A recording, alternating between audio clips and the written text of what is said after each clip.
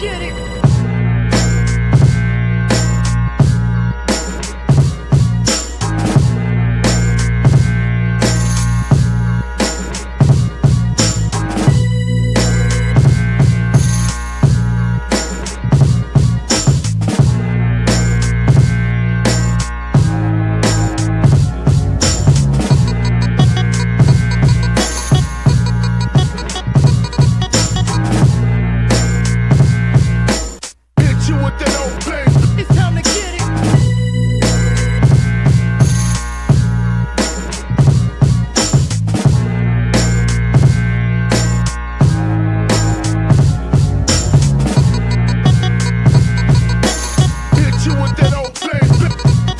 Now we're going to show you how to catch the jab. Actually in boxing, it's called parrying. Peace. Welcome to another episode of the Parry, where we don't pull or duck no punches, and the parry is fundamental to boxing. I'm your host, Bomani UFG. I am the pragmatic Shake Black. And we want to welcome all y'all back to another live episode of the Parry. We got a special guest here joining us today. The God King's son will be helping here with us discussing Laila and Claressa's drama. She pulled out the little $15 million check on her, calling her bluff. Turki out here saying no more pay-per-view, trying to change the rules of boxing. You know what I mean? And Tzyu quit just like his pops did against Ricky Hatton on the stool. You know what I mean? I was thinking Usyk dominates and knocks out Daniel Dubois to recapture the undisputed heavyweight championship for the third time. And you got a lot of these people saying he the GOAT. Yeah, all right. But that's a bit much. That's a bit much. But yo, let's get to it.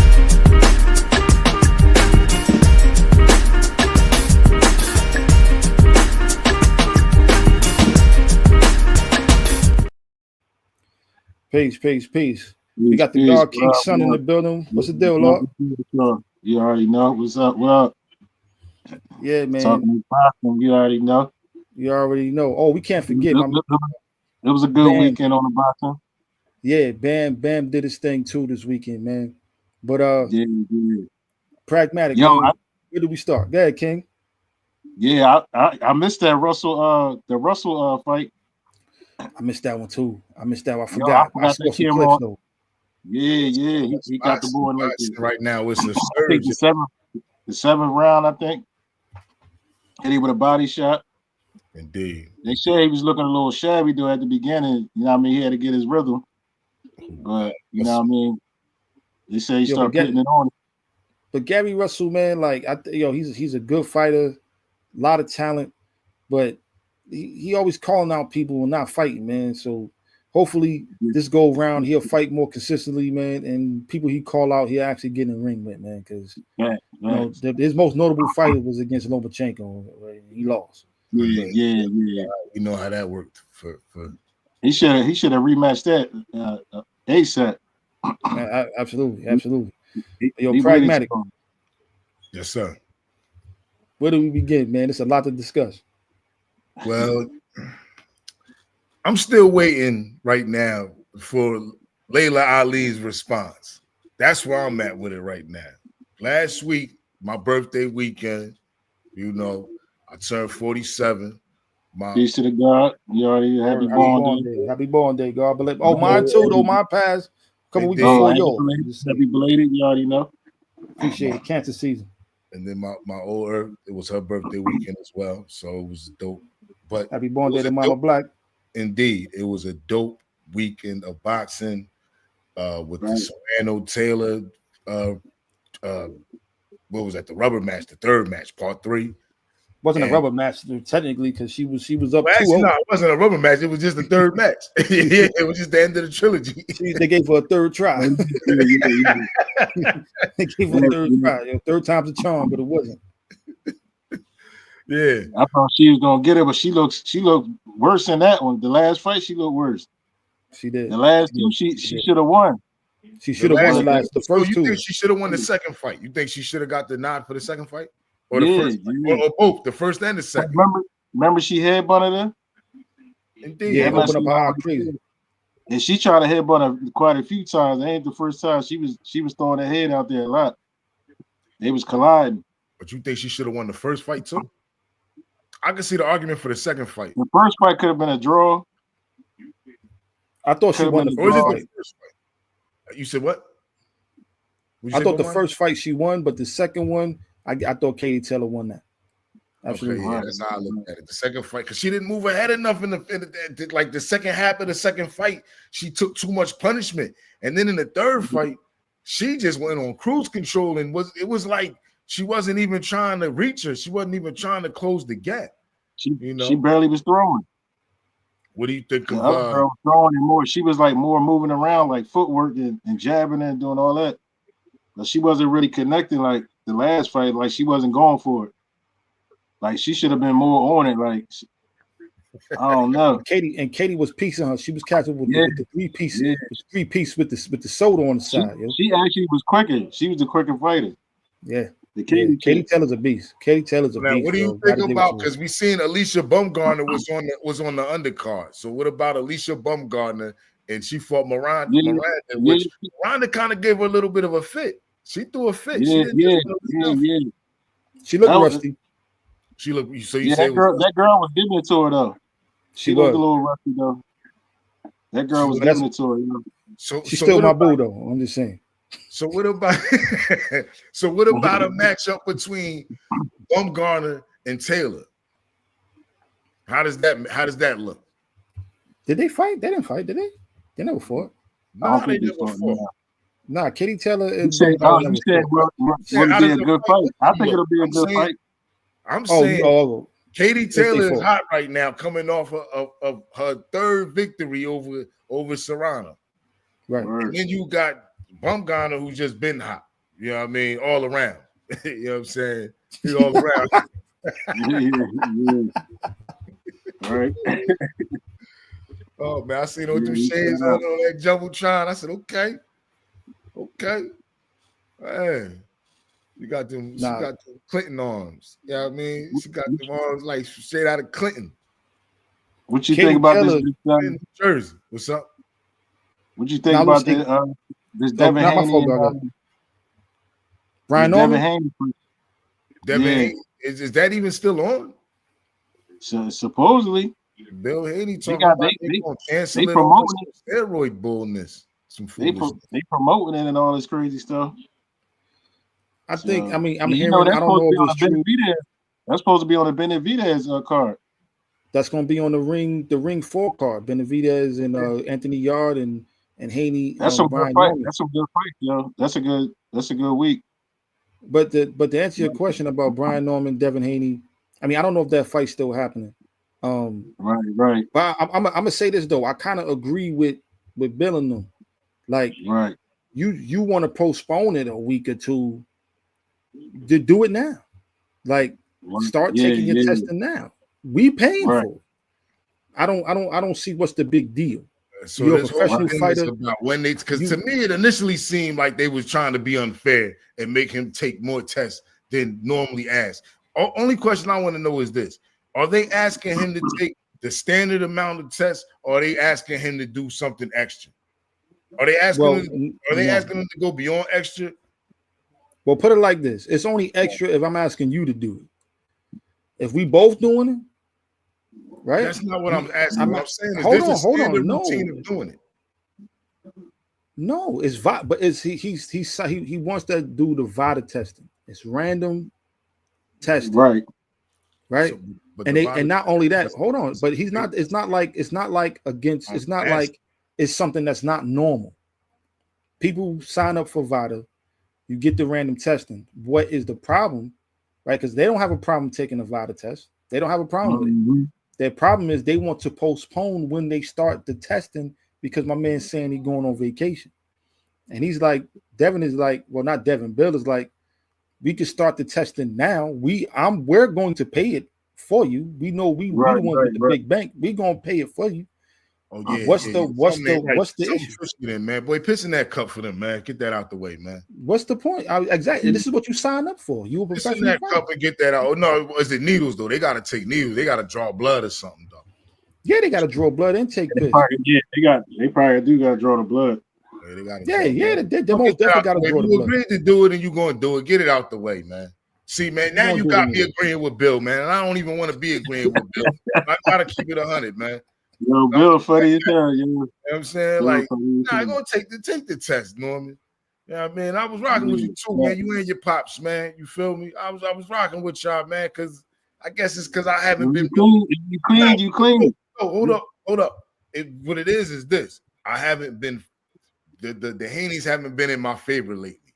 And because of that, you know what I'm saying? I was riding with these brothers. But come on, man. Take the damn test, man. Take the test, brother. That's what I say. Yeah, man. You clean. Why you? I gotta go. Take the test, man. Now you start postponing stuff. That means something ain't right. So that's just some red flags. You know what I'm saying? Now I don't know. I gotta rewind real quick though, because we were talking about Taylor, the Serrano fight, and in that fight though, we know Laila Ali was in the audience, right? So Laila Ali, yeah. Find the frog head, so I ain't gonna lie, she was caked up with it, nice and hair looking. Yeah. Shout out to there had been a boxer. There had been a boxer. Been in the sport of getting punched and punched. You look very, very nice. So anyway, yeah, man. I seen she's in the audience. She gets interviewed. The interview basically she says for 15 to 20 million, she would entertain a fight with her Claressa Shields. Now this she has to do some bread. But hold up, you got to look at it like this. I seen this one coming because next move was here goes Claressa, her team sitting down, Pap in the cut, looking like that's like I done finagled a major bagel on this one. Pap in the cut like I done, yeah, man. You know what I mean? He done married up, goddamn it. Damon got me far with this, you heard? Yeah. Pap up in the business and everything. He in the room. Shout out to Pat Poops, man, because he was in the cut, man. He might end up a boxing promoter when this is all said and done. So anyway, right? They got the 15 million. The Wynn brothers in the building, Wynn Records in the building. They got the guy with them. They got the guy. He's up there. Yeah, we got the stadium ready to go. So the ball is in Laila Ali's court in this one, right?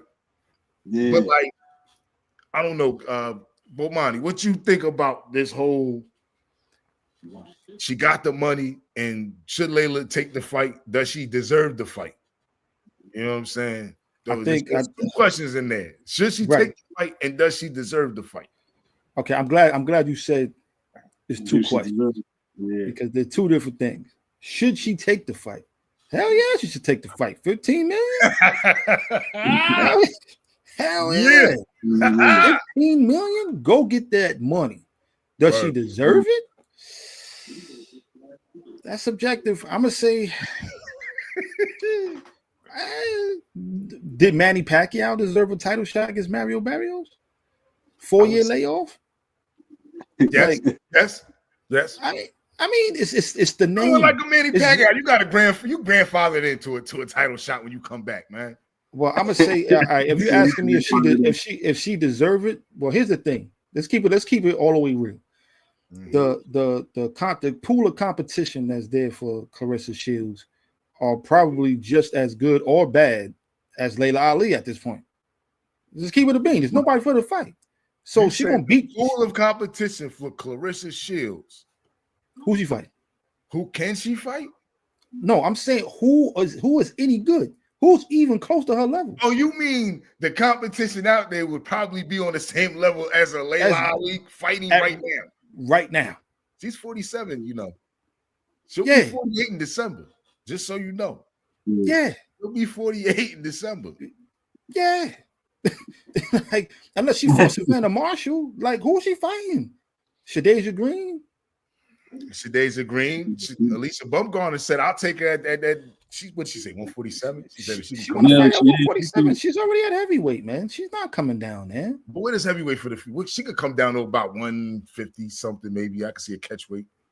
Shit, she like already at what, like 175? 65 and what? 175? What is she Hold fighting? up, though. Hold up. Hold up though. Let's keep it a bean. Let's just look at Claressa Shields is a heavyweight, right?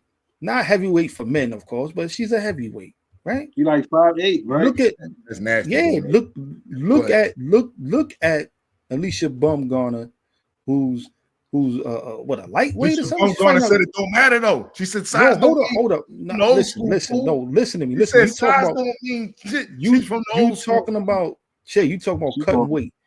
If she was to cut weight, which she could definitely do, but look at the builds of both of these women.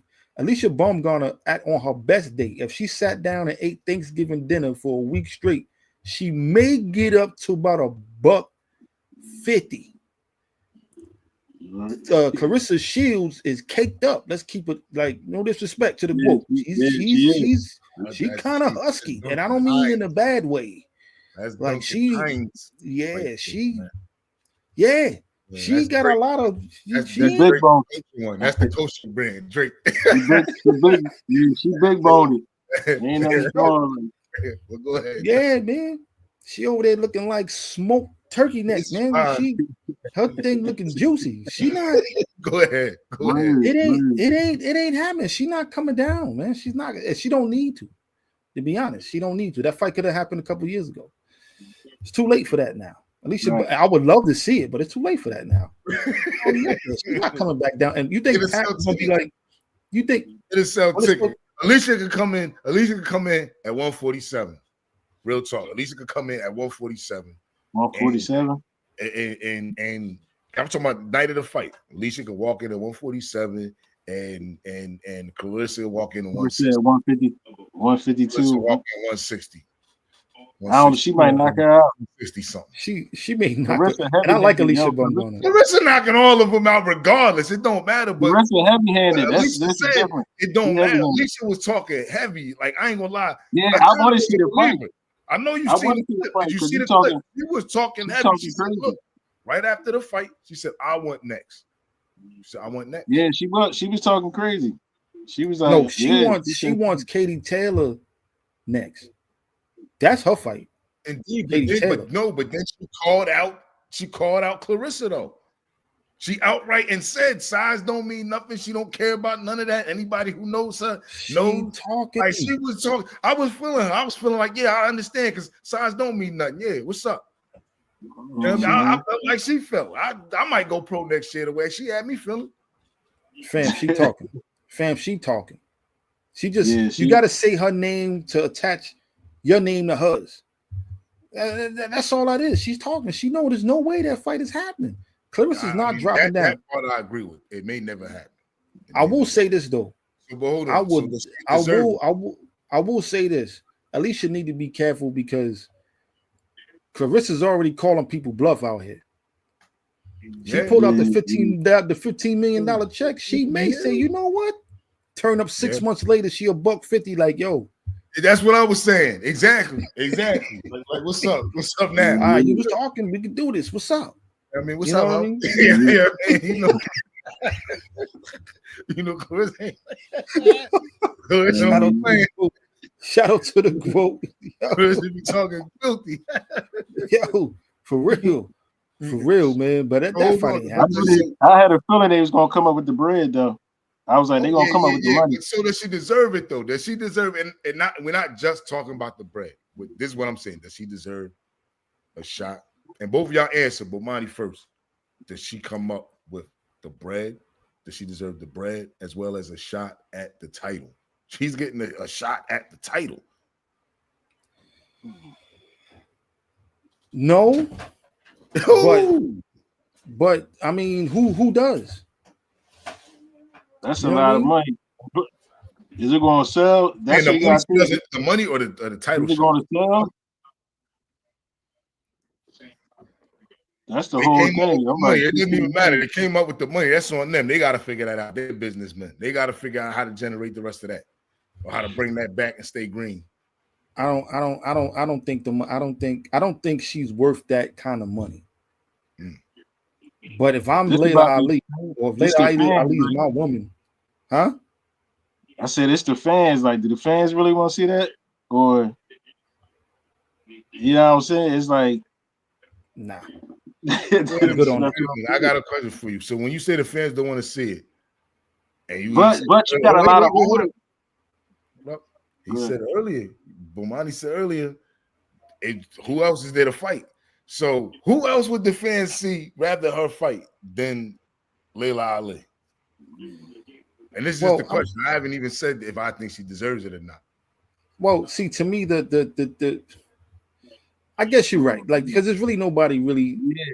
Ain't nobody there's no out there names for her to fight. There's no names. All the big names are in lower divisions.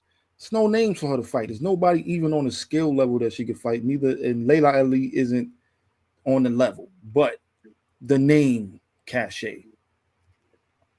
I mean, will I watch it? Yeah, I'm gonna watch it. I'm gonna watch all of Clarissa's fights. I'm gonna watch it. Yeah, I'll watch it. Let's say this. She deserves it, and I'm gonna tell you why she deserves it. She deserves the money, as well as she deserves the shot at Claressa. And the reason why is because when you think about what she did for the sport, and this is no disrespect to Christy Martin or Lucia Riker, and even a shout out to my homegirl, Belinda Laracente. But I will say this, what she did for the sport as far as taking the sport to the next level, as far as, you know, the stage that she was able to take the sport to based on the recognition of her name, which was her father's name. So based off of that, she was able to take female boxing to another level. And she was one of the first to headline a female boxing card. I don't know if it was, you know, the first to be a female boxing headliner, even while you had Christy Martin, who was on the Bob Arum undercards, as well as Lucia Riker. So absolutely, I would absolutely say she deserves it just for what she did for the sport. Now, the problem I have is she might get really hurt, like really bad. Like she might really get hurt. And if Claressa Shields is not merciful with her in this match and doesn't carry her, if Claressa Shields isn't thinking like Larry Holmes thought when he fought her father, Laila Ali could be in the same type of trouble that, you know, Muhammad Ali was in when she fought Larry Holmes. Let me say this real quick. I'm gonna let you go, King Son. Give me 1 second. Let me say this real quick, though. And I don't mean no disrespect. Rest in peace and happy belated born day to the greatest. You know what I'm saying? Indeed. But she may catch a beating where she may end up talking like her pops. She better chill. This is what I didn't want to say it like that, but yes. Yeah, we don't pull or duck no punches over here. Yeah, it's the truth. But he's still the greatest of all time. He's still the greatest. They all feel like they got something to prove. Laila might have some punches. You want to Laila? We heard what Claressa Shields said. She said, "I don't think there's nobody out there that can beat me." Like she said that. I mean, who can beat? Let's be honest. Like, do you think anybody out there can beat Claressa Shields? Do you think anybody out there can beat Claressa Shields? I think if Claressa Shields, Katie Taylor, Amanda Serrano, Chantel Cameron, like if they was all around the same weight, Claressa definitely have some comp, but she's just big. Yeah. Whoa, you think if they was all in the same division, that it would beat her. I'm not saying it will beat her. I'm saying she would have competition. Okay, yeah, there would be competition. Of course, there would be competition. Katie Taylor will be a good fight. She's beating all of them. Katie Taylor. Katie Taylor can fight, man. She's skilled, man. You got to give it to her. She know how to move, slip, good footwork, and she's relentless, bro. She's the fighting Iris, man. You know what I mean? She's. Katie Taylor. I think Claressa can take a punch. She can take a punch. Claressa would, if they was the same size, though, man. Claressa been dropped before, though. Yeah, remember that dude dropped her? Nah.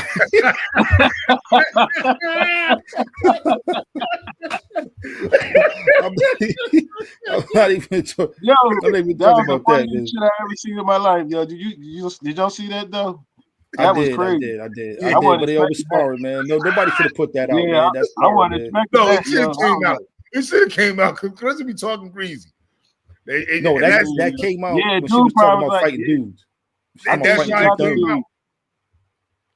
She got the dude. It came out for a reason, though.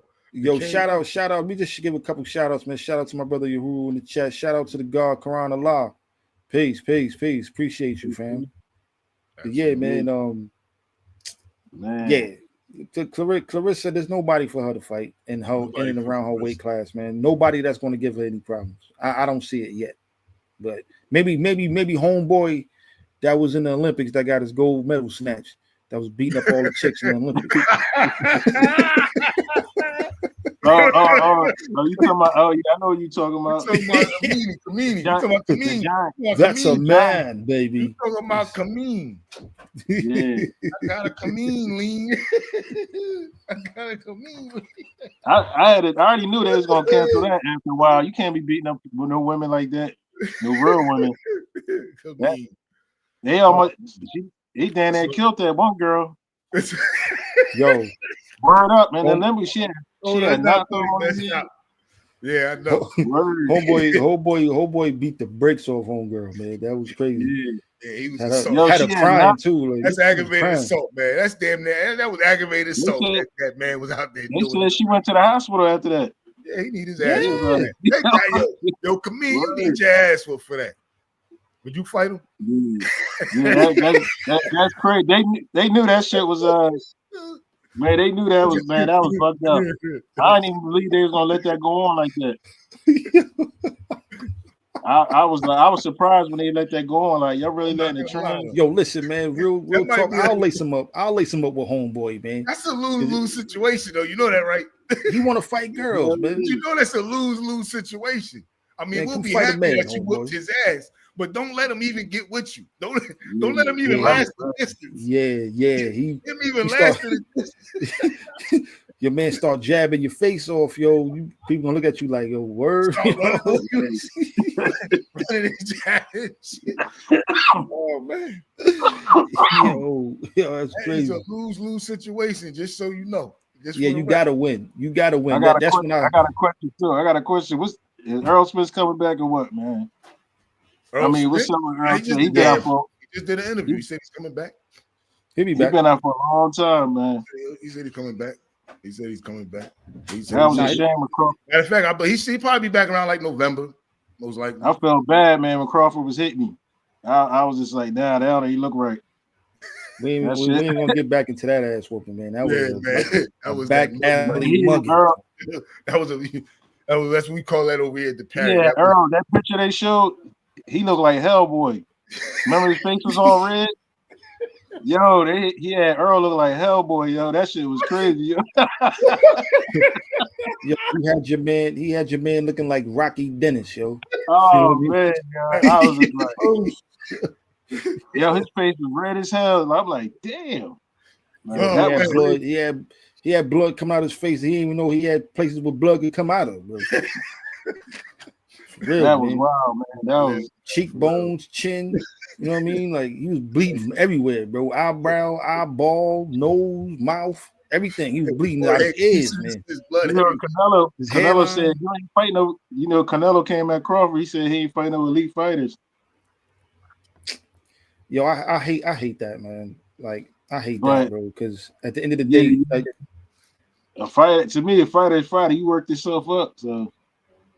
We can't act like he wasn't trying to fight these guys, man. That's when, because remember, when he went up to 147, that's when that whole other side of the street bull started happening. Yeah, he on the other side of the street. You with that promotion? They want to try and give him big fights. Yeah, they want to try and give him big fights. He's fighting him now, so he got to worry about that. That's what he got the Turk. He got the Turk now. He bulked up too. He bulked up. Yeah. Crawford definitely bulked up. I seen it. He looked ugly in that gym. You see him in that gym? I ain't gonna lie, man. They said he over there throwing. They said he over there throwing people around like. He might put Canelo. They said he over there throwing people around. All types of stuff going on in the gym. Hold on. All right. They said he I think people. Real quick, because we really do got to start running through these topics, right? But hold on. The Turkey next. Yeah, but hold on. Just real quick on the Canelo Crawford thing. Mm-hmm. We all picked Bud to win, right? I know we here at the Parry, we picking Bud. Yo, King Son, you picking Bud to win? I got it like it's Okay, fair. 50-50, 50-50. Well, Che and I both feel Bud is gonna win this fight, for multitude of reasons. But if he wins the fight, that's one thing. Like that'll it'll cement him as one of the greatest fighters ever, and definitely the best fighter in this era. Right. But if he was to knock Canelo out or even knock him down,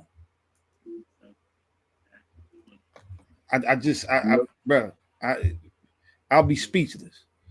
Yeah, I'll be speechless. Yo, if he was to knock Canelo out, I'm putting him top 5 ever. Oh yeah, because Canelo never been knocked out. So only on Miguel Cotto's brother over there clipped him and had him looking. You know what I mean? Yeah, but he was like 18 or something like when that happened. Jose Miguel. That tall dude hit him one time. He dropped back against the ropes and got back up. That's when he first started out. Yeah, Canelo got a chin of granite. So if Bud was to knock him out, like stop him, bro. You gotta put something. Floyd. I mean, Floyd put on a world-class ass whooping on him, but he didn't hurt him. That's interesting. He didn't hurt him. It's an interesting take right here.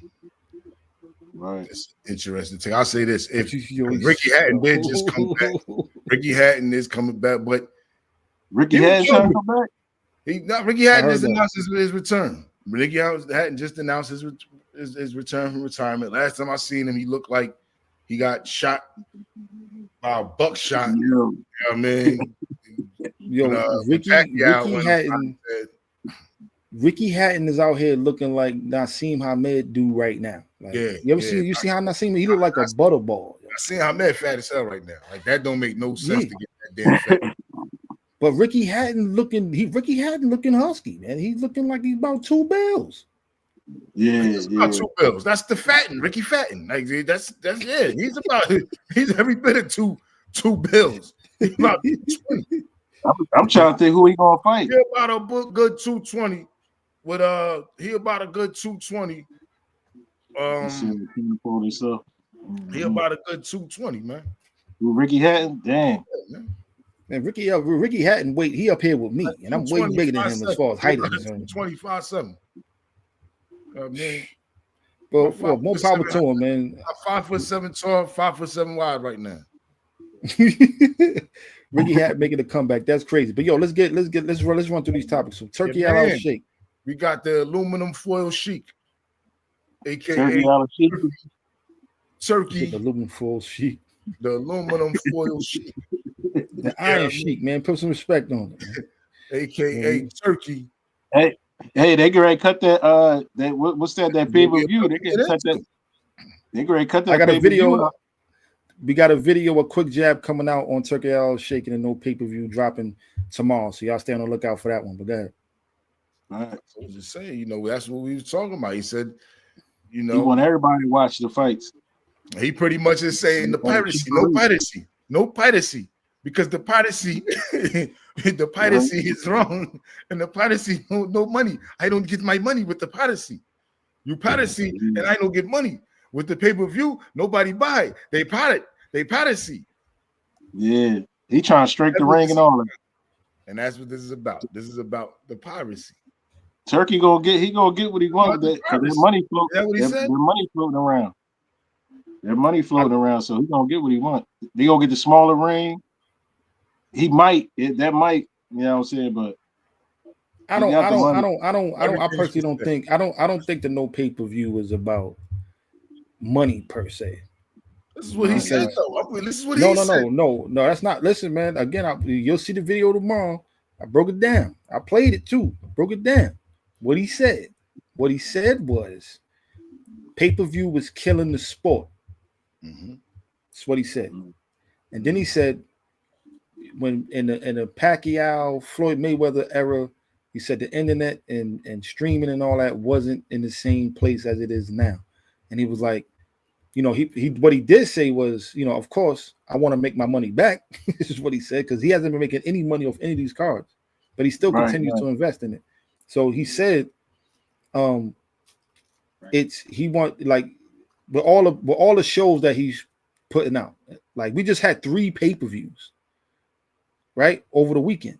So he's like, people are not going to pay for that. And he said, and everybody on top of that, right, with the illegal streaming, people if they had an option, they're going to use the illegal streaming. He said, but if you give them an option where they can if you give them an option where one, they can watch it in 4K or high definition, right, and give them some options to watch the fight.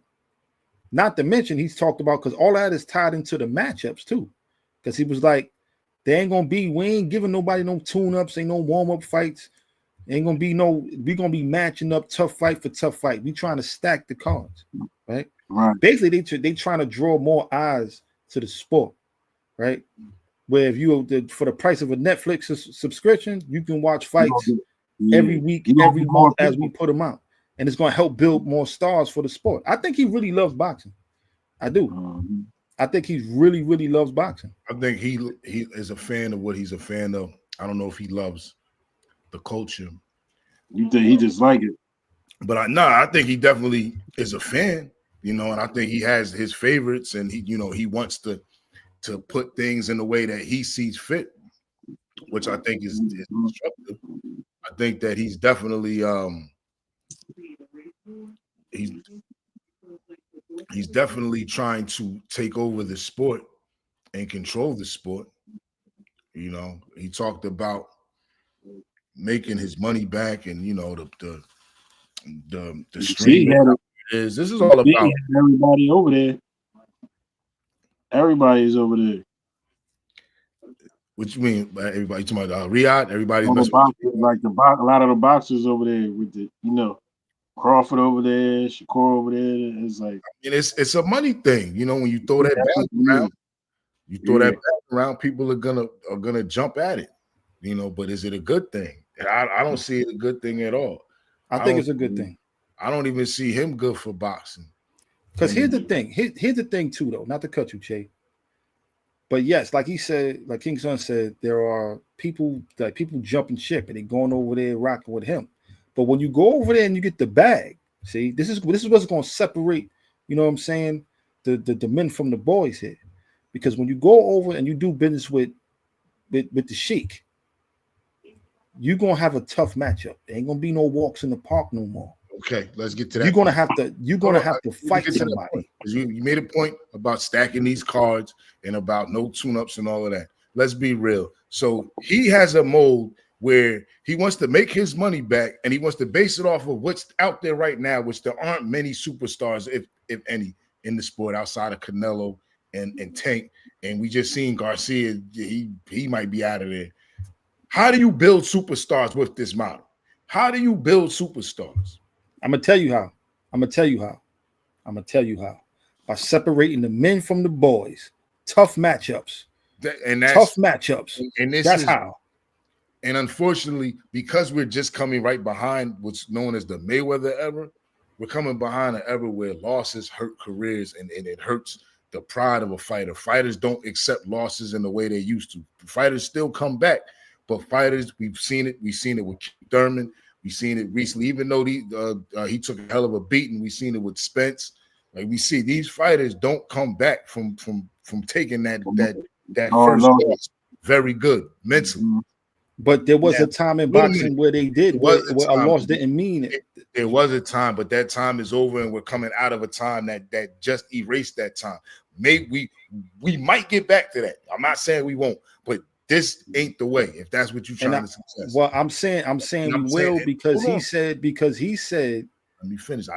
He said a lot. Go ahead. Yeah, but in regards to that point, the Turkey said a lot. And what Turkey said was, if you lose a fight, doesn't mean we can't do business. You can always come back if you go out there and perform. You go out there and you fight and you show some heart. Exactly. He's the one deciding what's performing or not. We already seen he has this Tom and Jerry idea of what boxing looks like when brothers go out there and get slick in the ring. So if you go out there and perform, what if he decides to say, "Well, you gave me Tom and Jerry. You don't come back. You don't." You know Well, what I but mean? look, we want to see Gaddy Wood. We want to see you brain damage. You hold up, quit. hold up, but what quit the ring. We just had a fight. We get to that, but you quit. But when he put it out there, though, hold that? on. But when he put the Tom and Jerry out there, what did we get? We got one of the best performances of Shakur's career. Oh, so now we need to thank the Sheik for that. Now, no, I'm just saying. Look what it produced. Because he's just wrapping himself up around everything out there. Yeah. Now we going to let all the Sheik get there. But go ahead. What was you saying, Bomani? Now, but I was just saying, like, we still got to look at what it produced, at least on the onset. That mentality of just putting that out there, challenging these fighters to give a little more, because look, Shakur clearly had that. Again, I mean, I think Shakur gets an unfair rap. People look at the De Los Santos fight like that was the norm for him. That was an anomaly. He normally fights the way he fought against Zepeda. That's how he normally fights. Look at the Oscar Valdez fight. I know this. But this is what I'm saying. This is what we've seen early, though. We've seen this early. But what I'm saying is, he must have forgot. Roy Jones, where you at, man? Coming off the Josh Pally and the other fight, like, he came and put on against a top tier fighter. He came and put on one of the best performances of his career, and he was out there. You could tell it affected him. He was out there wearing the Tom and Jerry hat. He did an interview after, and Ariel Helwani asked him, "Yo, did that get to you?" He was like, "Yeah, I ain't gonna lie. Yeah, it did kind of affect." Oh yeah, that's performed. That's what he said. He cussed everybody out. He was like the one that was hating on him and stuff. Because they said they thought I was gonna run around. I ain't a run around. I ain't do all this. They said that I was gonna do. You know what I mean? So that did change him out. He said the social media got to him a little bit. Turkey, but we know Shakur don't really run. Like, Shakur don't run. Like, most of his fights, he right there. He just moving around people. Like, he not a mover, get around you and stuff. Like, yeah. So to them, it look like it's running, but he catching them, moving around, catching them. You know what I'm saying? He's slick with it. And he got defense, so it look boring because they not hitting him. It's like they trying to do all this extra work, and it's not affecting them. I mean, look, like what you call Zepeda, he threw a lot of punches, but it wasn't really his Shakur. Like, he hit him with a couple clean shots like that one against the ropes, and he kind of buckled a little bit. I was like, whoa! When he hit him with that, I was like, whoa! Like, it was like Shakur. That's what boxing is about. You get punched. Yeah. You might go home with a black eye. You know what I mean? You seen Floyd get rocked, like, it happens, and that was just a jab. It wasn't nothing. He shook that off real quick and got back to it. Got back to whooping my man ass. Yo. But let's keep it a bean though. Like you said, Chado, right? The idea of fighters running, right? That only really pertained to black fighters, right? Because look what Usyk just did the other day. Even though he knocked homeboy out, he was moving. Boxing, not standing in front of him. He was moving. See, Lomachenko, same thing. Move, try to be elusive. Lomachenko in the ring with a 10 speed. You know what I mean? Lomachenko came in the ring with a damn 10 speed. You know what I mean? For real. And they called him the Matrix. You know what I mean? But Shakur, he does it. He's the one. He's Neo. He do the shit. He's Neo. Right. You know what I mean? We do it. Usain Bolt. You know what I'm saying? Like, they want to see black people get their heads beat in, man. We just keep it in the bean. I'm just saying. You know what I mean? It is, man. It is what it is, man. But you said that joint was crazy. So real quick, because we could move along because we got caught up. But we was talking about the turkey. Jive turkey. This interview, he said a lot, and we're just gonna see what he has the opportunity now to show and prove. He has the opportunity to show and prove. He seems to be already looking at fighters that have a name, and I don't see him making any superstars or turning any fighters to superstars. I see him trying to just promote.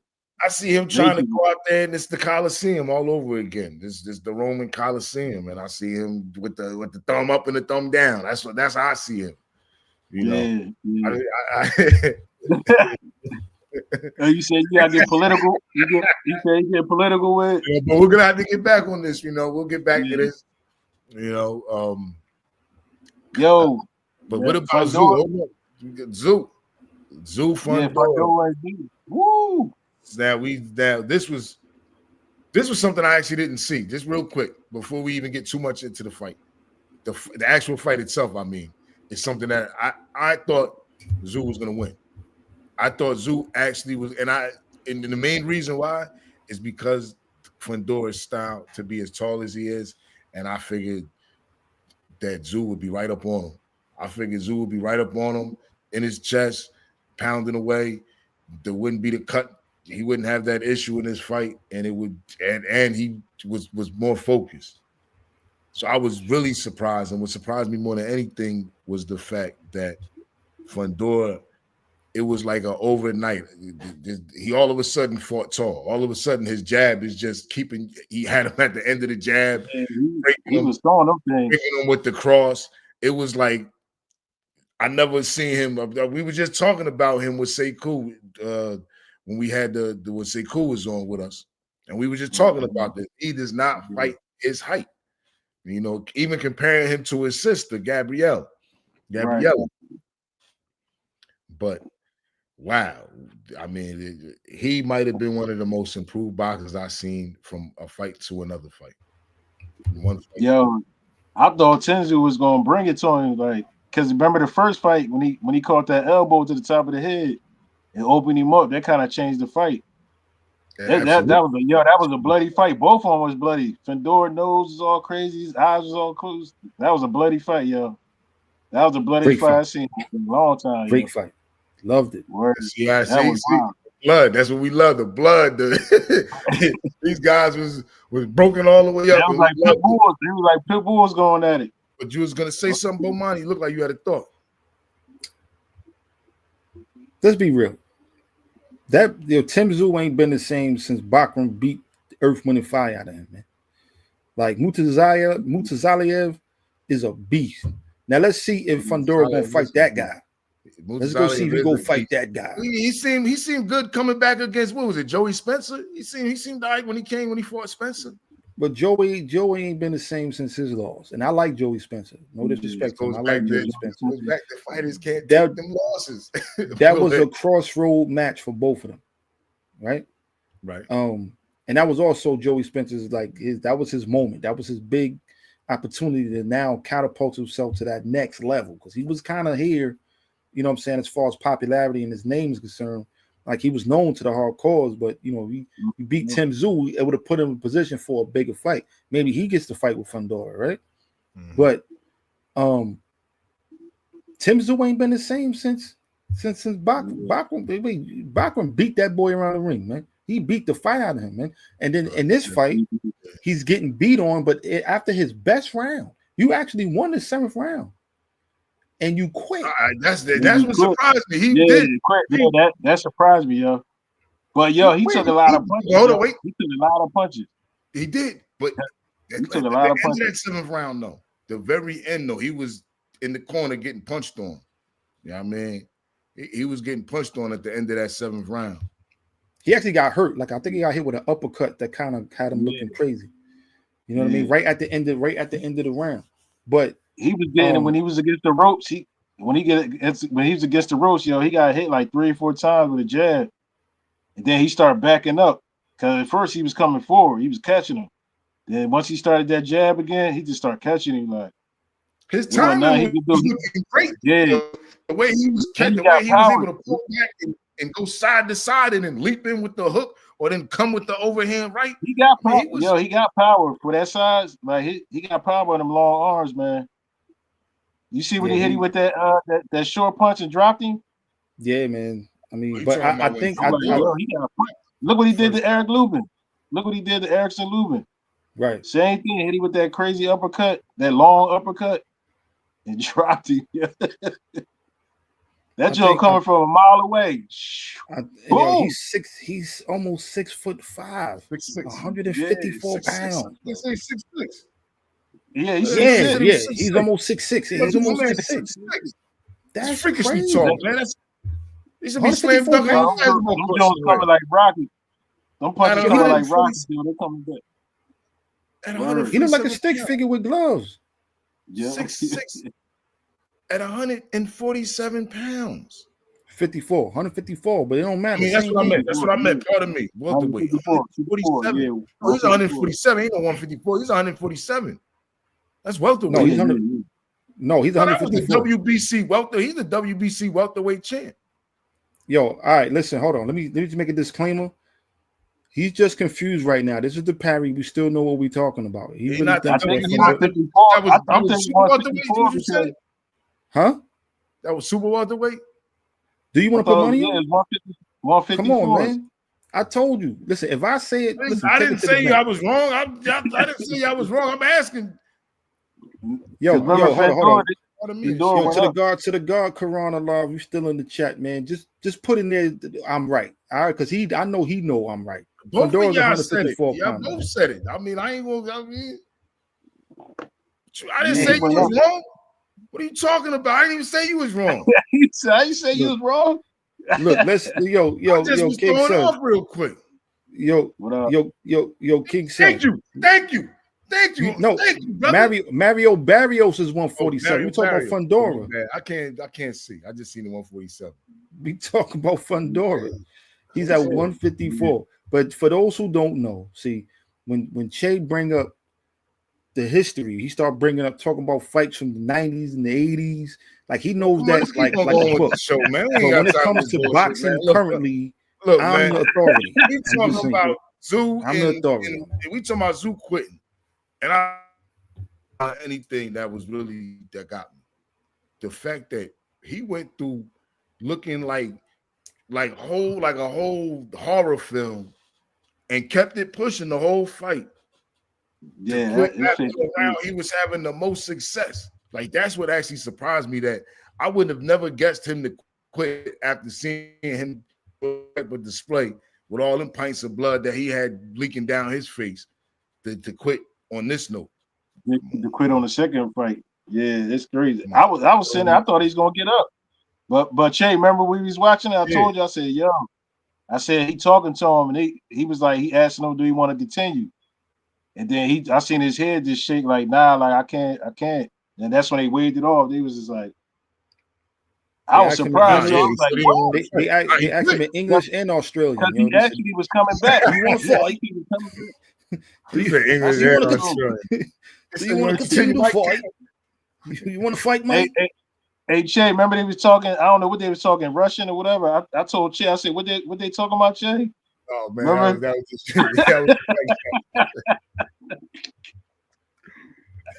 they want to say that. I was waiting for the English version. I was waiting for the English version of it. I ain't know what they were saying in court. All I know, he shook his head like, and they just put up like they just said, that's it. He actually was coming back that round. That's why I understand. Like he must have ran out of gas. Yeah, they're Russian. He's Russian. Yo, that boy had a headache, man. That's what it was, man. That boy he was like, man, I feel like my brain hemorrhaging. I need to quit. Yeah. I'm not mad at him, man, because you guys, you know your own body, man. Like, yo, he hit him with some sharp body shots too. Yeah. That he hit him with some good body shots. Now here's the question though, right? Because quitting is something that's really looked down on in boxing, though. Like we all know that. Like boxers, Roberto Duran still gets played with the no mas. Like he did it. But think about it though. Like, are we as the fans really being too hard on these, or only like, what do we want to see them go out there and kill themselves? We want to see them die. Like, when is enough? You understand what I'm saying? Like, if you can't go, you can't go. Like, if you know your body, you know your body. Fighter knows this himself though. It's kind of one of them situations where should a fighter know? Because if your corner is not going to throw in the towel. If your corner is not going to throw in the towel, right? And the ref, what was the boy that Boots fought? What was the boy named Boots fought and he quit? The last fight. Yeah. I forget his damn name. He wasn't nobody. Stanionis. Yeah, you see Stanionis quit though. You expect the Stanionis to quit in boxing? I wouldn't expect them to quit. I ain't expect them to quit. No, there's tiers of fight. Like they fight like. let me how do I put this? I don't want to be disrespectful to the fight, but you don't expect an elite fight. You don't expect Crawford to quit. You don't expect Spence to quit. You expect him to get beat the way he got beat, but not quit. Not say I don't want none no more. You see how you said it? You look like Hellboy, right? You expect him to look like Hellboy and get up off his stool looking like Hellboy to still come out and fight. That's what you expect from Spence. Right. You know he would have. Nah, he would have. No, he would have. He did. He actually did. He did for about 2 rounds. It was his pride. It was his pride. That man flipped over in a Ferrari and came back and then fought Danny Garcia. Exactly. It was actually 2 cars. They only talk about the second accident. It was actually a second accident. I heard he overworked himself. They say he overworked himself for that Crawford fight. Talking about he running up hills like 2 days before the fight. Crawford was what happened to him in that Crawford fight, man. Yeah, he ran into a right. He ran into a left. But it was crazy. He didn't look right coming in the ring from the beginning. The problem he had was Crawford, man. I can't jack nothing else. Didn't look right.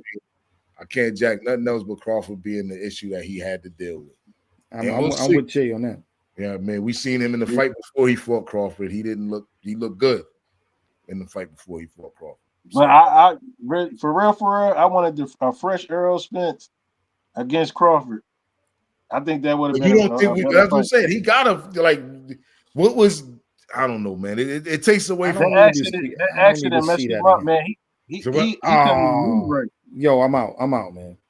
He said what? Messed him up. He said what? Yo, man, you saying the car accident that happened a few years prior messed him up to with? Nah. Not when you fight. Not when you fight Danny Garcia, Sean Porter, Ugas.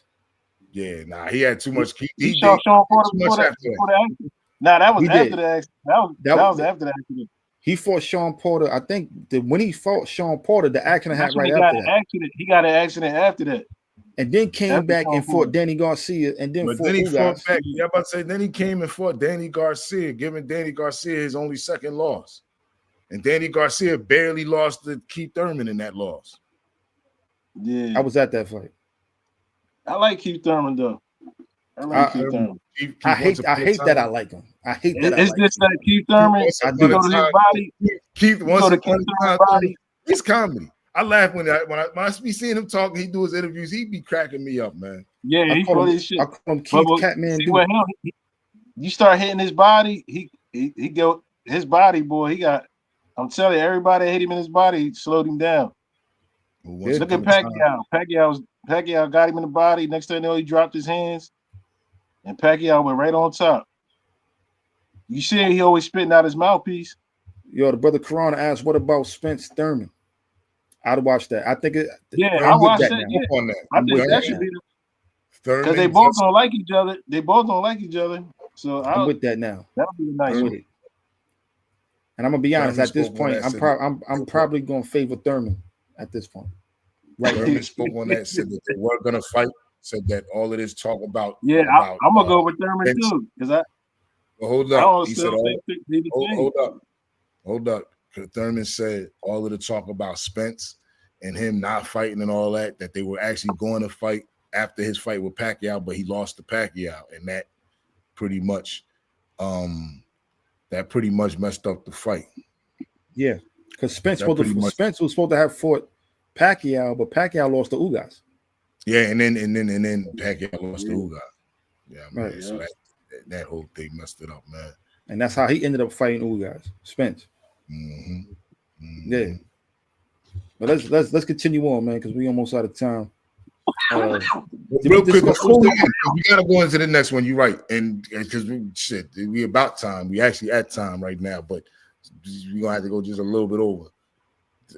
Quitting though, man. I just want your take on quitting though, man, real quick, because this is something that, like, because even me saying it, I was saying it like I'm surprised he quit, but I mean he was hurt.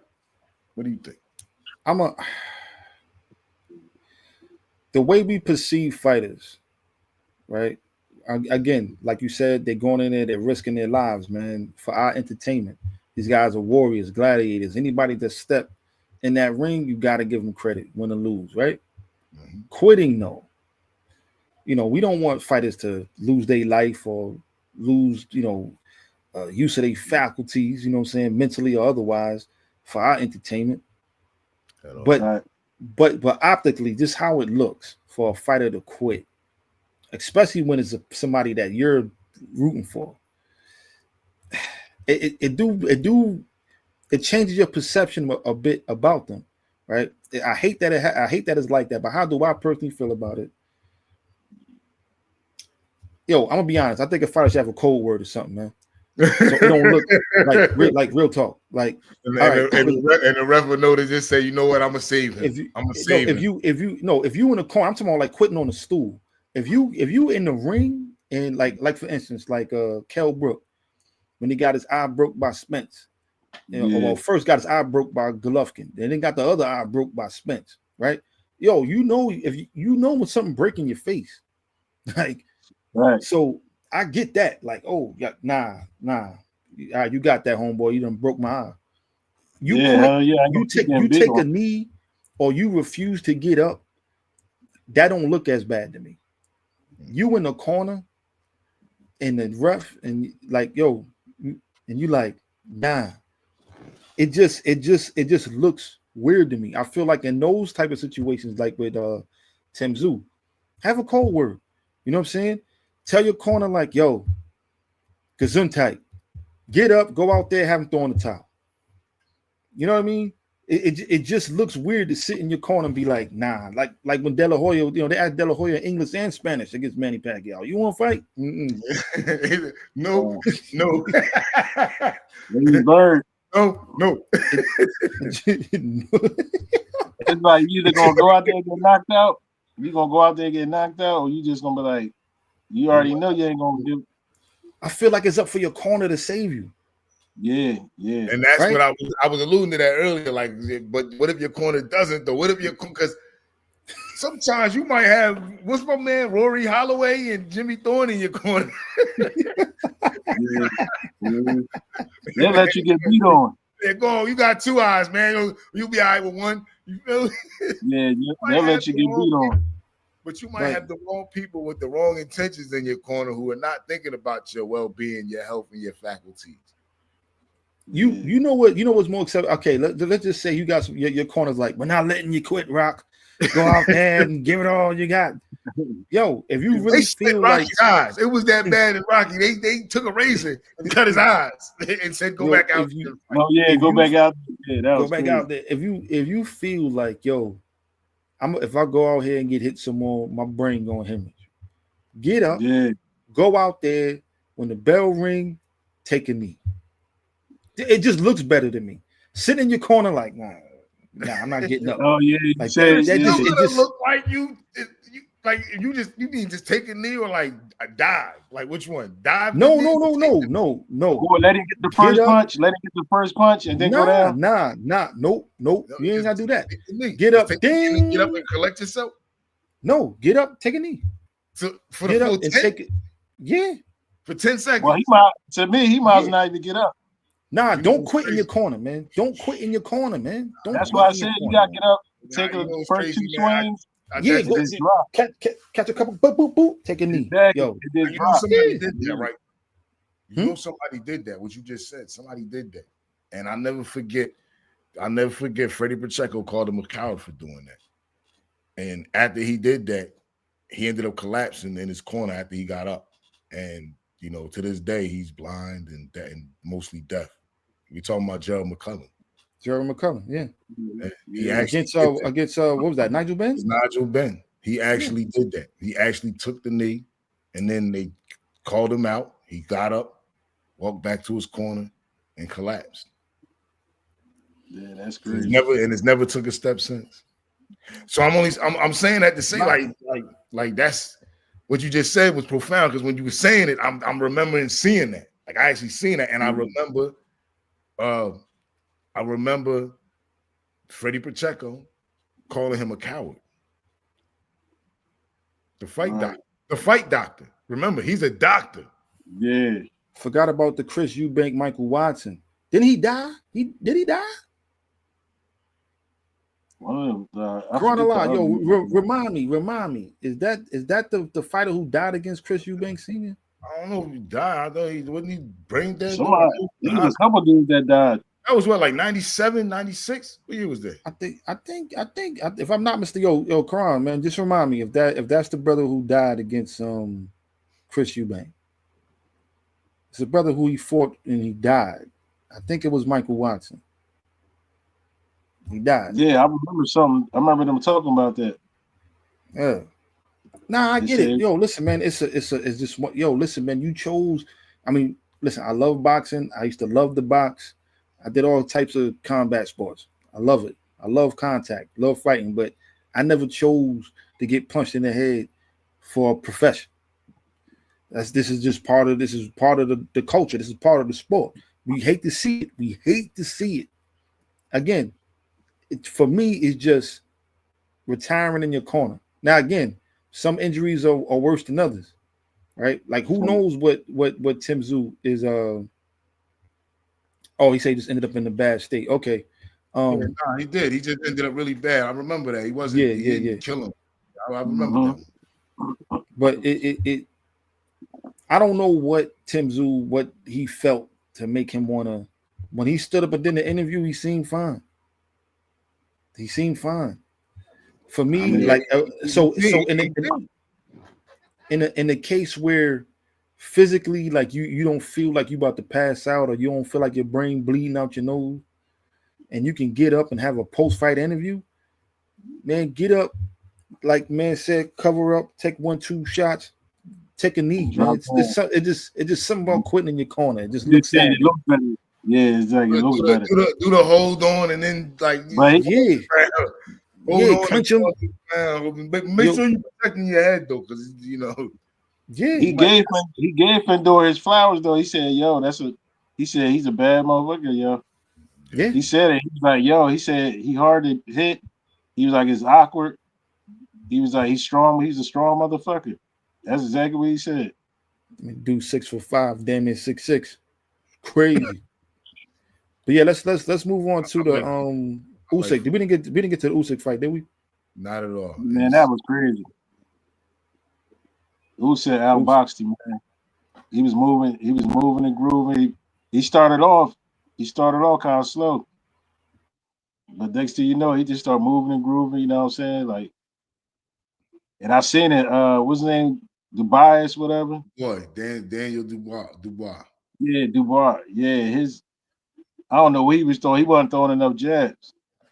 Now I want to know who he kept coming, leaning into him. Like, what grounds do we believe that Dubois had a chance? I'm curious. I thought he had a puncher's chance. I mean, you know, he's a heavyweight boxer, so yeah, that's what I like. Yeah, I said he had a puncher's chance. Yeah, he has the puncher's chance, but he don't got the boxing skills. We basing this off of him and Anthony Joshua. Like, is this solely based on? Joshua, Not well for me. He handled defense. Was it Jarrell? Is it the Jarrell and the Joshua? No, for me it was okay. He lost to Usyk. He lost to Joe Joyce when Joe Joyce broke his eye. Right? Mm-hmm. He came back and he went on a nice little run. And honestly, I felt like he was a different fighter. He seemed a little bit, I don't want to say soft. He was a little bit not as aggressive as he needed to be such a big dude. He didn't seem like he was like he had heart to go out there and really. It seemed like a dog got woken up in him a little bit. He seemed like got a little bit more aggressive. That's what it seemed like, and it seemed like he's ready to take some more chances. And it seemed like, he seemed like he improved. Like it looked like his boxing IQ improved from fight to fight. I think he actually learned from that Usyk loss. Right. That's why I thought it was going to be a better fight. I'm like, okay, he's younger, he's bigger, he's stronger. But honestly, the moment the bell rang, because I picked Dubois to win, I did. In all honesty, I picked him to win. But here's what I noticed the moment the bell rang, and it was something that not that I didn't know it before, but in the previous fights, it just wasn't a factor, right? Which is that his feet and his hands are extremely slow.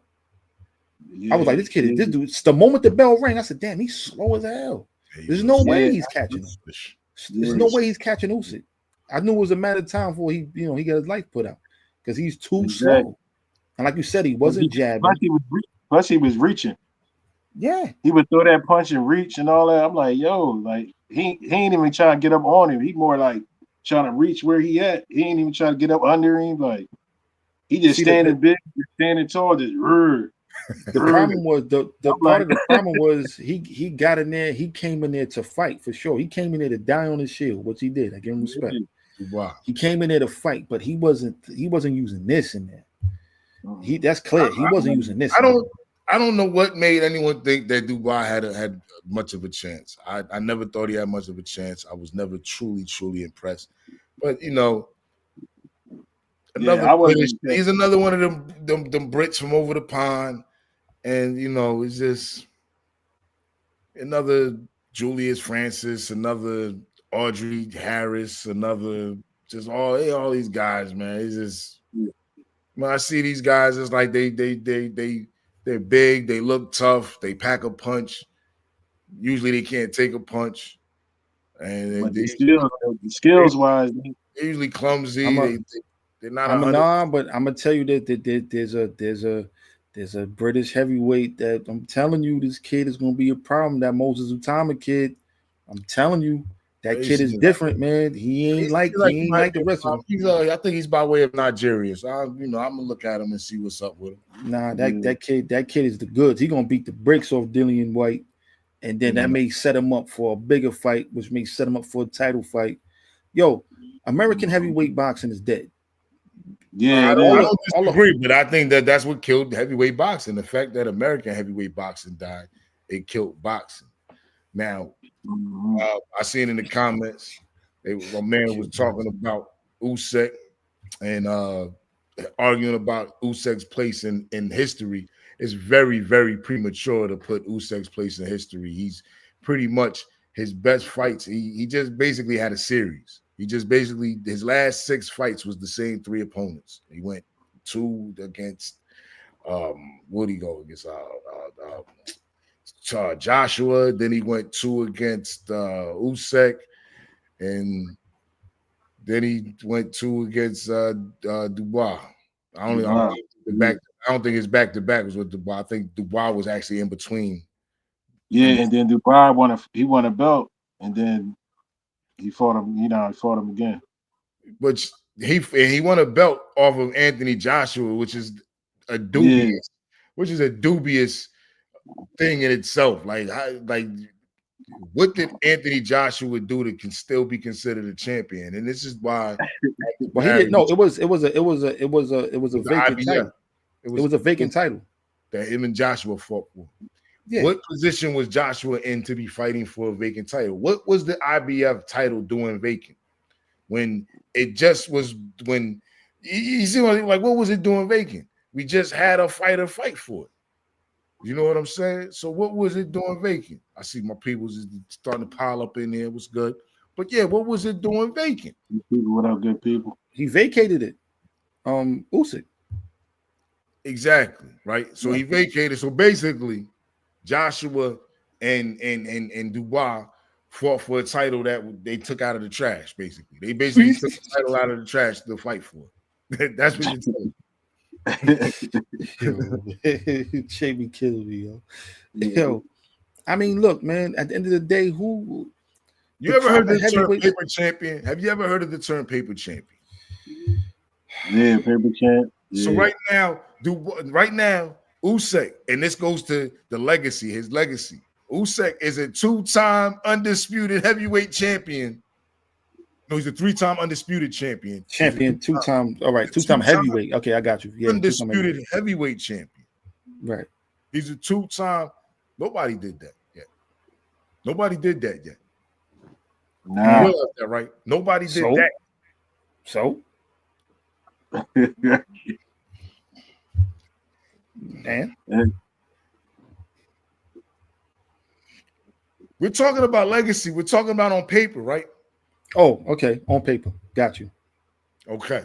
Because I'm exactly. And if I'm the one telling you these titles don't mean shit, then of course it's and. But we're talking about legacy on paper now. On paper now, it's he accomplished this. He accomplished it by doing what? Beating somebody who beat somebody who he Beating beat. somebody, yeah, Beating somebody who beat somebody who he beat. exactly.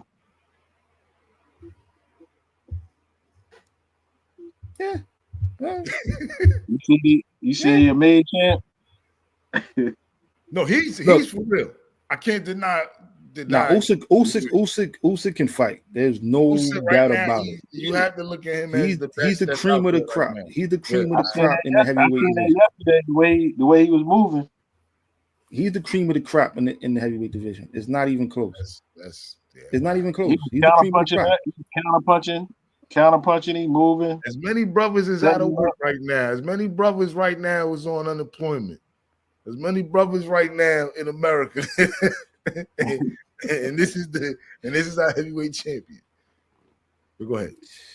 Yeah, he's the heavyweight champion of the world. He is, man. and he's undisputed. It's not even like he Okay, had one. all right. Undisputed. But let's really talk about his legacy. I actually want to do a video on this, right?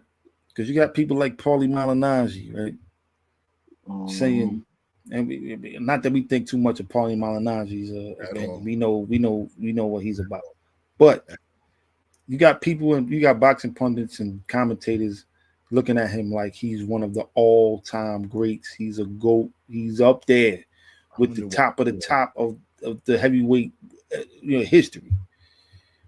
Now, again, you know me, Jay. Again, you're more critical than me of heavyweight boxing. To me, I feel like you can't help who you fight in your era. You can still. Usyk is worthy of respect. He's worthy of being all the accolades that he can get in this era. He's the best heavyweight fighter, boxer of this era, no question about it. Is he a Hall of Famer? First ballot, no question about it. But how does he stack up against the all-time great heavyweights? Let's just say the top 10 heavyweights. Don't even put him in the same breath of somebody like a Muhammad Ali, of a Joe Frazier, of a George Foreman, of a Lennox Lewis, of a Evander Holyfield, Mike Tyson, Jack Dempsey, right? To even put him in the same breath is crazy when you consider the people that he actually fought against in his I was era. gonna say the competition wasn't like how that competition was. Nowhere near that. These dudes would be journeymen in any other era that he beat. Dubois, he would have been journeyman. Bruno's. There was some heavyweights back in the day, boy. There was a lot of them. Yeah. But even going back to his cruiserweight career, like his cruiserweight career doesn't compare to Evander Holyfield per se. Let's say cruiserweight career, and then Holyfield's heavyweight career is a whole nother story within itself. Right. So, how does he stack up? You would have to put him all the way somewhere at the bottom if you're just going to start ranking. If he was somewhere in the top 20, he would have to outright absolutely be somewhere in the bottom of that 20. That's not question. I was about to ask, is he a top 10? Who you knocking out the top 10? There's no way. There's not one person that's on the Parry's top 10 list that could be replaced for Usyk based off of their accomplishments versus Usyk's accomplishments. Now, the one thing that Usyk is doing that he needs to do, and as long as he continues to do that, then he belongs at least in the conversation, and that's dominate. As long as he's dominating, when you have a division this week, the only thing you can do is dominate it, and that's how you can tell he's a special fighter or an elite fighter, or at least he's in a different class than the rest of them. When you have a division this week, you dominate. Hold on. Here's a question for you, Che. And for you, King Son. Here's a question. Okay. Accolades aside, right? Because we comparing him as far as his accolades, right? Undisputed at cruiserweight, 2-time undisputed heavyweight champion. There are champions that were before him that don't have the same accolades, the same accomplishments, right? Right. But let's just snatch one heavyweight that I wouldn't put it in top 10, but was considered a dominant heavyweight in this era. And they both from the same country. Would you say Usyk is a better champion or a better fighter than Klitschko? I knew he was. So yeah, he's Caucasus Mountain guys. This Ukraine. I mean, Ukraine is right there. Just so you know. I thought you were going to say Lennox Lewis. I'm being. Lennox Lewis. He's from Ukraine. Yeah, you know what I mean? He's from the Ukraine. No, they had better competition as heavyweights than Usyk did. Yeah, he did. Klitschko. Now, which Klitschko are we talking about? Are we talking about the older brother? Talking about Vladimir, who was the more better, smoother boxer, or are we talking about Vitaly, who was bigger and he was a little bit more stronger, more monster, and much more mechanical, had the more Eastern European style. And so, which Klitschko? He might be talking about the old Klitschko. The old Klitschko had more fight, like more. He fought a lot of it like the good people. Which were you talking about? Either Klitschko, either or? Vladimir. No, Vladimir, not Vitaly. Vladimir. He would have beat Vladimir. It would have looked similar to when what's that boy from South Africa, the white boy though, the Dutch guy. Both? Nah, the other one. The one who knocked him out in the first round. Oh man, he shares the name with another boxer. Oh man, what is his name, man? Oh man, I'm seeing his face right now. He slapped his brother at the I think at the weigh-in. Oh man, what was his name? Now I gotta look this one up, man. I'm talking about Vladimir Klitschko now, right? I don't even know how to spell Vladimir, man. He's damn. It's with a double V. I didn't put the Klitschko brother. I ain't get the Klitschko yet. I ain't even get the Klitschko yet. I'm stuck on Vladimir. It's with a double V, man. Vladimir. What was his name? Hold on, I'm about to find it right now. I forgot about it. Layman Brewster too. Layman Brewster beat his ass. Corey Sanders. That was his name. Corey Sanders. It'll look a lot like Corey. See, I did all that just to find out. But yeah, it'd be similar to that fight. Because he's a short guy. See, Klitschko liked to throw his size around, but it actually didn't work against boxers who could box. So who fought better competition out of the two? I would have to say Klitschko. Yeah, I'll go with the Klitschko. He fought Jamil McCline. He fought Ray Mercer. He fought Franz Botha, Layman Brewster, DeVaro Williamson. He fought Samuel Peter twice.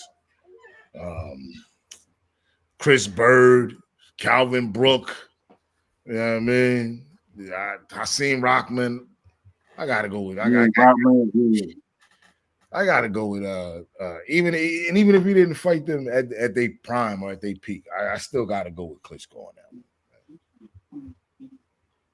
Samuel Peter right now would beat 90% of the heavyweight division there is. And even though I think that Samuel Peter should have got the nod in the first fight, Samuel Peter would beat 90% of the heavyweight division there is right now. Karan said Usyk should be ranked higher than both Klitschko's, even though Vlad had more title defenses. And the only reason that's a legitimate argument is based off of paperwork. That's it. That's how I feel. That argument, it's really the accolades that put him above him. Really. Yeah, with the undisputed and all that. Yeah.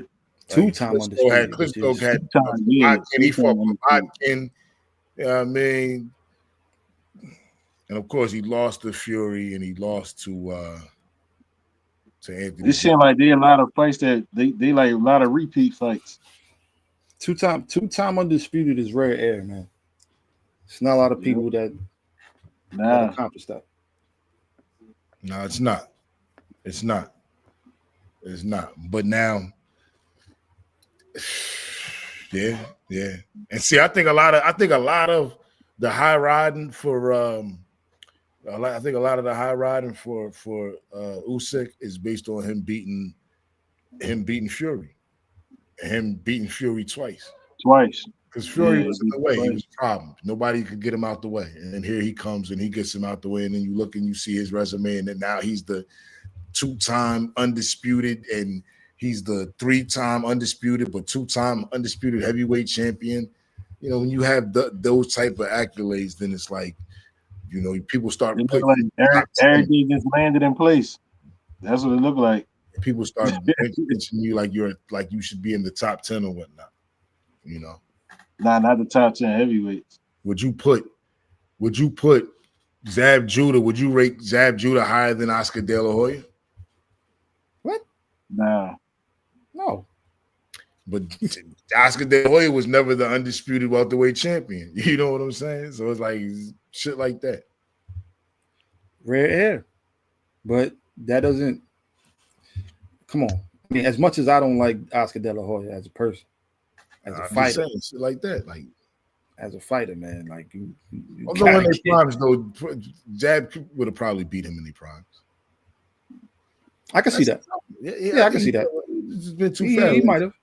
I always had a problem with slick boxing. That was nice. So that Costa Tzyu fight. As long as he didn't get hit, because Zab got hit, and then next thing you know, he start breakdancing. And that's the whole thing. To the worm. You know what I mean? Oscar could have easily caught him with that left hook and had him doing an electric slide, man. Exactly. Easy to the left, always. Where them fans do your dance. That was sharp though. Jab was definitely sharp. Waving over his face. Where them fans at?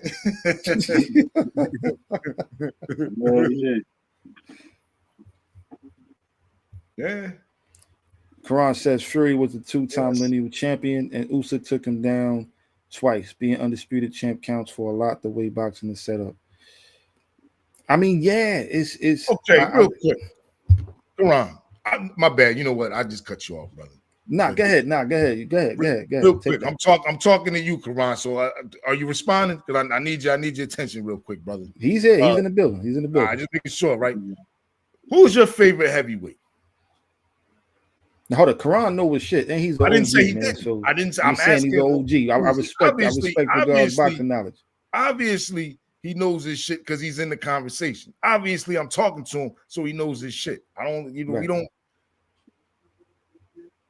Any era. Who's your favorite heavyweight champion?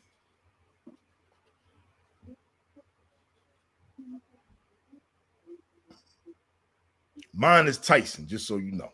Mine is Mike Tyson, any ever. I didn't say, and I'm not saying he was the best. I'm saying he's my favorite. Tyson, in my era, Tyson. Tyson and Holyfield. I like both of them. Okay. Hold on, not necessarily from your era, from any era. Tyson is from any era, I'm saying. No. I'm asking like your question. It's my like any era. Any era. Damn. That's hard for me, man. It's, for me, it's either Joe Louis or Muhammad Ali. They like 1 and 2 or 1A, 1B. Those who I consider the two best. I love watching. I love watching both of them fight. But I got Joe Louis though with that short right hand. He used to not twist motherfuckers. Excuse my language. Damn. It's late night. I probably get away with that one. The way he used to twist people's jaws around, man, with that short right hand, man, it was beautiful to watch, man. Like I love Joe Louis, man, but Muhammad Ali is probably my favorite. For other reasons outside of boxing. Now I'm gonna say Tyson, my favorite. Everybody, Tyson, man. You already knew Tyson was going to knock you out. Tyson, man. Tyson, man. Like they were just waiting for that, especially how he come out. I love Mike. Trying to hit nothing but Mike, yo. Like it's Iron Mike. Came out, you already knew Mike wasn't playing when he came out with the black on, with the what I mean, the black boxing shoes. When Douglas won the title, man, you wasn't part of the fraternity. If you didn't hate Evander Holyfield, just on the strength. If you didn't hate Evander Holyfield, you wasn't part of the fraternity. Shout out to Evander Holyfield, who's probably the greatest heavyweight of the 90s. But I'm just saying. I love Mike. I love Mike. Mike is right after Ali Joe Louis, which is like 1A and 1B. Then it's Mike for me. Nah, man, you ain't in the fraternity though, because Mike ain't. Nah, it's cool. That's all I'm saying. Nah, it's cool. I'm from Brooklyn though. Everybody wanted to see Mike. I'm from Brooklyn though. I'm from Brooklyn. I'm from Brooklyn though. Everybody wanted to see Mike though. Everybody. Nah, I love Mike. I love Mike. Come on, man. I love Mike. Man. At the time when he was around, he was my favorite. But you ask all time, any era, I'm going Ali. All time, Joe Louis. All time, any era, Mike Tyson, man. Yo, I like the Mike so much. Mike lost to all his big fights when he stepped up against the top heavyweights. He lost. So and what that got to do with it? I'm trying to think. I'm just saying.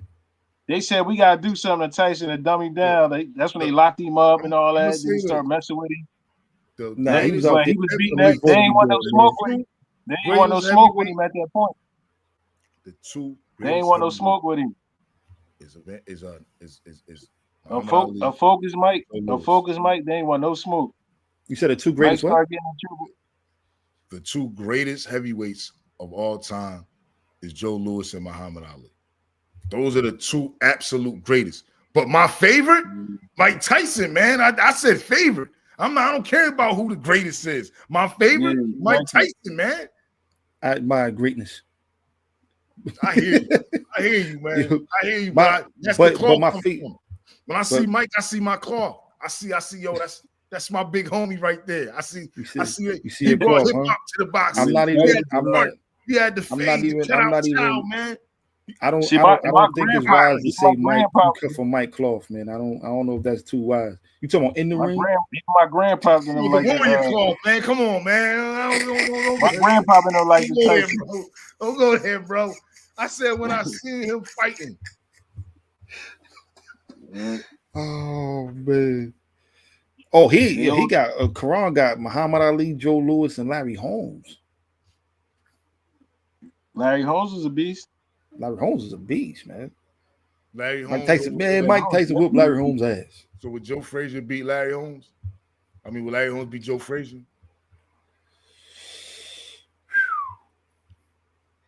I think he could. That jab, the length. He was built like he was kind of similar to Muhammad Ali with his style, the jab, the way he moved. He didn't have the same kind of feet as Muhammad Ali, but that jab. I got a picture too. I got a picture with Larry Holmes. We don't got Larry Holmes at number 3. We don't got Larry Holmes at number 3. We got, and I think that was the one. I ran into him at AC. I got a picture with Larry Holmes. Yeah. But in our top 10 list, I think we got Larry Holmes at number 4. Larry Holmes was beast. I think that was something. Larry Holmes is like number 4. I think number 3 was like Holyfield. I think that was the mistake. Yeah, Holyfield was a beast, man. Holyfield was a beast. Holyfield probably should have been like number 5. Holyfield probably should have been down at number 5 though. Here we go. Holyfield was a beast, man. He probably should have been like at number 5. We may have to revisit that list and maybe do another one. Yeah, he might have should have been at number 5 though. We're gonna throw Usyk at number 10. Usyk at number 10. Usyk is 20, man. Usyk is 21, man. He's right outside. Usyk is behind. We ain't even had Rocky Marciano in the top 10. Oh, here we go. Every time we start talking about boxing. No, he didn't belong. He didn't have many because he didn't belong. Rocky Marciano out of that. I can name 10 boxers, 10 heavyweights better than Rocky Marciano any day of the week, man. Yeah, for sure. I mean, allegedly this dude fought his brother. Exactly. Or something like that. Remember back in Ken Norton and all of them? They were some beasts back in the day, man. Ken Norton, Ronnie Lyles. Like, these dudes were monsters. These dudes were monsters, man. Even Bruno, what's his name? Bruno? These dudes were monsters, man. Like, them dudes that fought in Ali's era.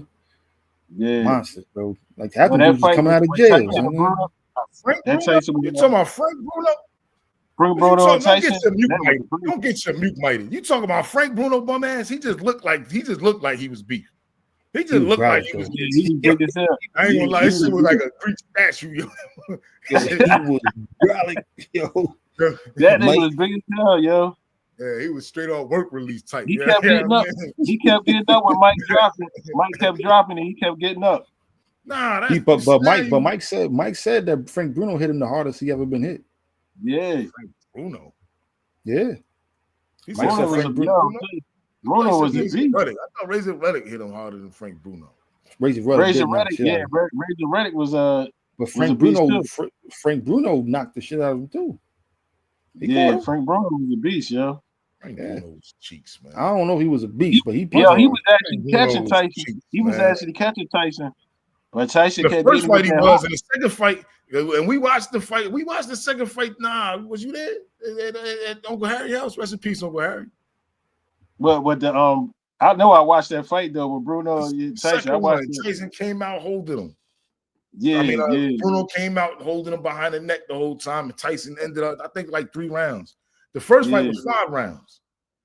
Yep. The second fight was 3 rounds, and Bruno had the WBC title that he had just won off of Oliver McCall. He beat Oliver McCall for the WBC title. But shit, we about out of time, man. You know, we just rolling. Yeah, I was about to say, we in an hour and a half now. Yeah, we were supposed to stop at about $1:10. Yeah, man. Yeah, it's time to roll out, man. But nah, yo, King Son, man, peace to the God, man. Definitely appreciate you coming on. You always welcome here at the Perry, man. Hopefully we get you back on, man. Anytime you want to come on, man. I'll definitely be back on the build. You know what I mean? Absolutely, keep it popping. You already know. Shout out to everybody in the chat, man. Shout out to my man Magneto. I know who that is. Shout out to my man Karan Allah, always in the building. Shout out to Yahoo, always in the building. Mental Son, you know what I mean? To everybody, man, who came in and showed us love today, man. Definitely appreciate y'all, man. We had a great weekend of boxing. It's a lot of fights we missed, ain't get to, man. And we didn't even talk about the Alberto Puello, what's the name fight? Matias fight. That was a rumble. Oh, that was a good one. Matias back in the win column, back in the and he slapped fire out of Teofimo Lopez. If anybody saw that, man, he slapped fire out. They was over there talking in Spanish. He was over there telling them something, and then you see him to bop, and his glasses fell off like he slapped Teofimo Lopez. Good for his ass. You know what I'm saying? They said Turkey canceled him or something like that. Teofimo Lopez. Just some Arabs or something, didn't he? Hold on. Let me say this. Let me say this, man. This is what I don't appreciate, because you know me and Chase usually on opposite sides of a situation. Right? We always on opposite sides. I like the person, he hate him. I like Turkey. All right, I like Turkey, man. I like turkey and cheese. But fam, this dude was out here calling black people all kinds of monkeys. The moment he says something about Muslims, they canceled his ass. They put a fatwa on him. Boy. He canceled him, you know. But nonetheless, he wanted Crawford to smack him. He wanted Crawford to smack him, though. That's what he really wanted. Yeah, Crawford should have slapped him. When Crawford pulled up on him that one time, I said, "What you said?" He was like, "Oh no, it's just for, you know what I mean, just for publicity and all that, blah blah blah." Man, then you go on, and then you go on there like about, he said something about my pops. That's what Teofimo said. He said something. He called my pops a drunk and all this stuff like that. I'm like, you taking it there though? You going with the racist stuff? Like, you going too far now. Listen, man, he better cancel Ryan Garcia too, because he out here with the hard ER, yo. Like, he did Muslims. Oh, he did Muslims too. Yeah. I hope he get canceled too, man. You know what I'm saying? Get him up out of here, man. We don't need that in the sport. We don't need none of that, man. We ain't doing that. Get that up out of here, man.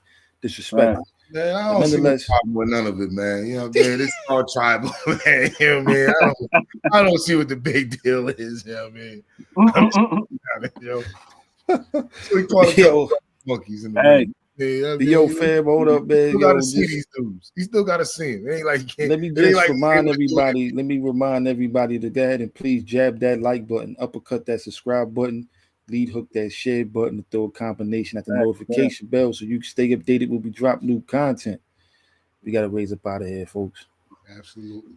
All right, But this is the parry where we don't pull or duck no punches, and the parry is fundamental to boxing. I am your host, Bomani UFG. Shay Black. Peace King to the God, Sun King Sun. 77 in the building. You already know. Until next time, peace. Actually, now we're going to show you how to catch the jab. Actually, in boxing, it's called parrying.